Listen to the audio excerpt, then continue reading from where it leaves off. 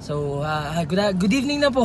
May natin si Sir ng Ironman foam cell from Explorer and Muscle Lift. Yan. Kasi medyo gusto ni Sir na loading plus mas maganda yung comfort eh. Oo man. Para tayo nakakotse ngayon. Ano? Anong reaction niyo dun kanina, Sir? Para nakakotse. Compare dun sa kanina. Sa kanina, no? Medyo matigas ng konti yung kanina.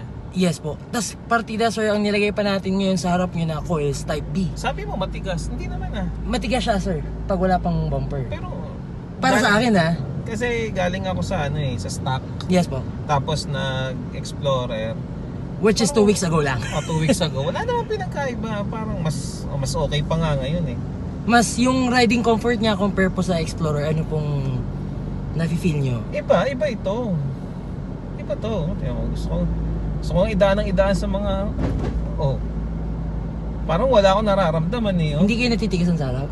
Hindi ako natitigas. Hindi, sabagay siguro nasanay ako sa stock. Pero tinan mo, dinadaan ko nga sa lubak ko. Oh. So mas matigas po yung Explorer with muscle lift na type A. Tingin ko. Sa 2 weeks yung ginamit. Oo. Kasi dinig ko talaga yung nun eh. Kaldag nun Yes pagka akala ko nga gulong lang yun eh. Oo.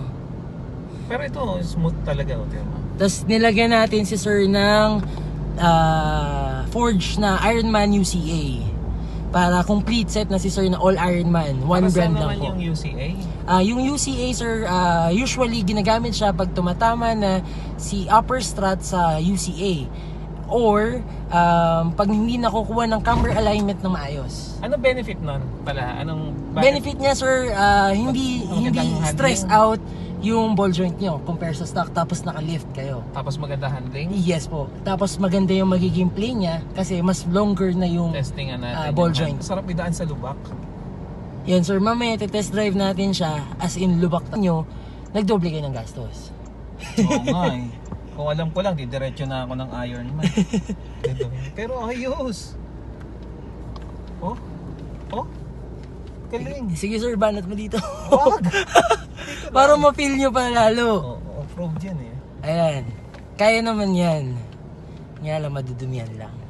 Wow, para lang ako umaalon ah. Galing nito.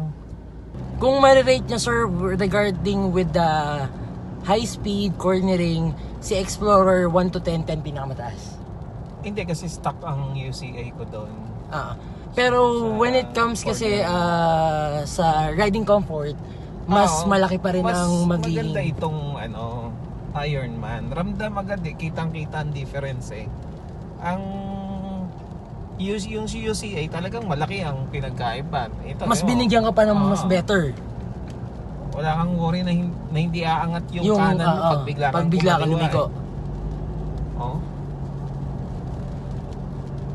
Tapos, Sir, ito isa sa mga laging question ko sa inyo. Na-experience nyo ba sa akin, Sir, yung binentahan ko kayo ng binentahan ng kung ano-ano na hindi nyo kailangan? Hindi ko nabili. Hindi mo nga sinasabi sa akin, meron ka pala. Imbes na bumibili ako sa iba eh. Sana sa akin na lang. Tapos pag kinento ko sa'yo, tsaka mo sasabihin sa akin na meron ka. Yun yung kasi laging, sa akin, U-turn tayo, Sir. Dito na. Opo. Para hindi na tayo matraffic dyan. Yun yung lagi ko sinasabi na as long as pwede pang gamitin, as long as Hindi nasayad. kaya pa. Kaya sumayad na yun. Baka yung mga putik kanina, Sir. Oo. As long as kaya pang yung item, pwede pa yung item, hindi ko kayo bebentahan. Din yan, lagi sinabi ko sa inyo kanina, doon tayo sa safety lang at saka kahit may budget kayo, hindi ko kumbaga hahayaan na gumastos agad. Ito naman, Sir, siguro ma-rate nyo from 1 to 10. Ano yung rating nyo kanina with the Explorer? 1 to 10, 10 pinakamataas? Hindi, nung ginagamit ko ang Explorer, akala ko yun na yung 10. Yun na yung 10. Nung ginamit ko tong Ironman, may 20 pa pala. Totoo yung, narinig nyo naman siguro, ay hindi naman siguro magsisinungaling si Sir for the benefit of the video. Kasi araw-araw niyang gagamitin to eh. Nga. Hindi, kasi wala akong comparison nung gamit ko yung Explorer eh. So akala ko the best na yun. Binigay sa akin eh. So ngayon ginagamit ko tong Ironman, which is meron foam cell. pa palang mas mas maganda. Foam cell. Meron pa palang mas maganda. Akala ko kasi sabi nila comfort, ano daw yun eh. Comfort shocks. na, oo. Oo eh. Eto pala, meron pa palang Ironman. Akala ko kasi ang Ironman, pang ano lang talaga, yung pang off-road. Pang off-roading kasi kilala siya Oo. sa Australia bilang one of the Hindi ako leading for bibili off-roaders. Yan, pang off-road yan eh. Tapos hindi daw nakakakarga ng, nakakapag-load si Ironman. Nang mabibigat. Oo, Which sabi is, ko, ang nagdadala naman po kasi nun is sa likod, Si Molly. coil spring o kaya molye. Oo. Tapos sa harap, coil spring talaga, literal. Kaya sabi sa akin nung una kong pinuntahan, hindi, huwag kang magganyan. Hindi ka makakapag-load. No to mention na tayo kung sino man yun, basta yung pinagkabitan ni sir, yun po.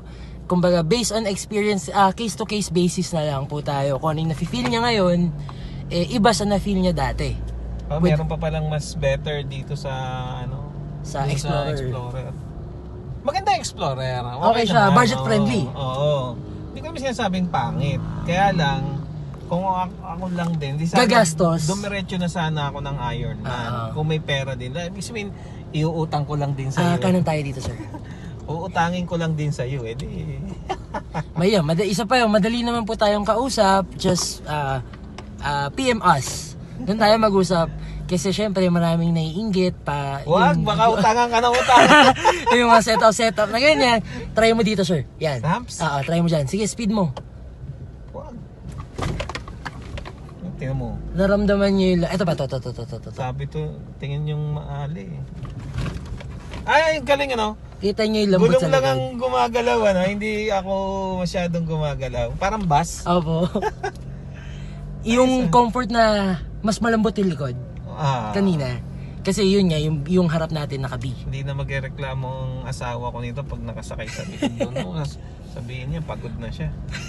Siya nakaupo lang pero siya napapagod. Siya naman, hindi nagmamaneho. Mm. Ayan sir, medyo diretso pa tayo. May bakanting lote dyan na putikan talaga yun sir. Sorry Saan? Diretso pa po.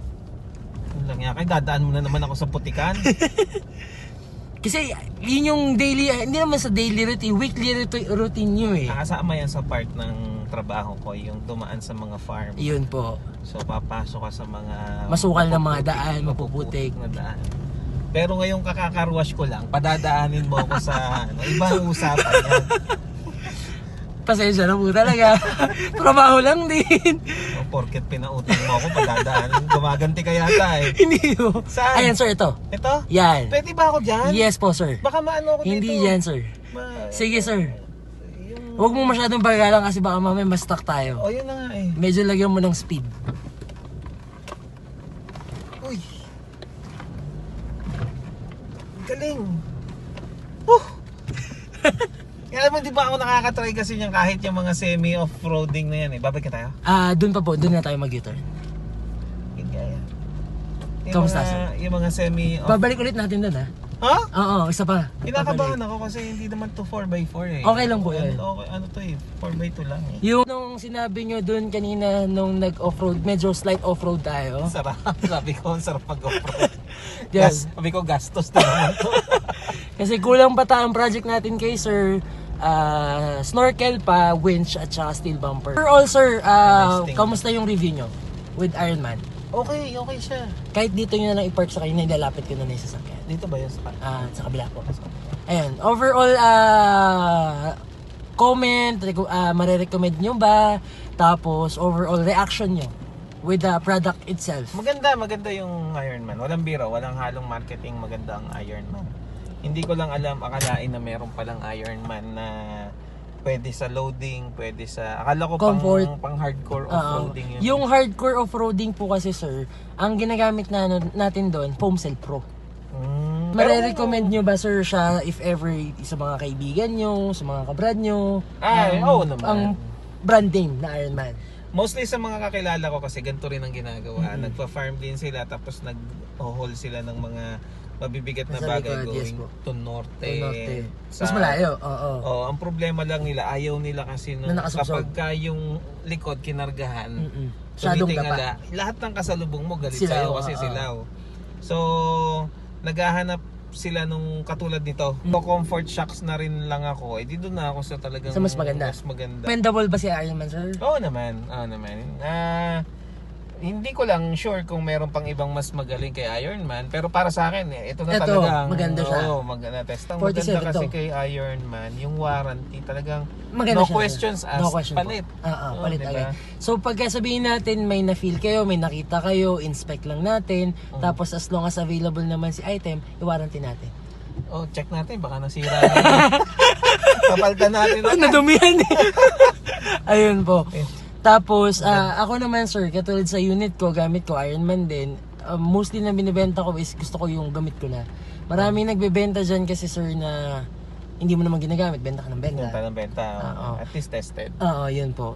Tapos, kumbaga sa akin, okay na yung maliit yung kita, basta as long as happy yung client. Di ba balik? Ang dami nating project. Nag-umpisa kami Kita mo, bumalik ako. Oo. Nag-umpisa kami ni sir ng Magsin Tires.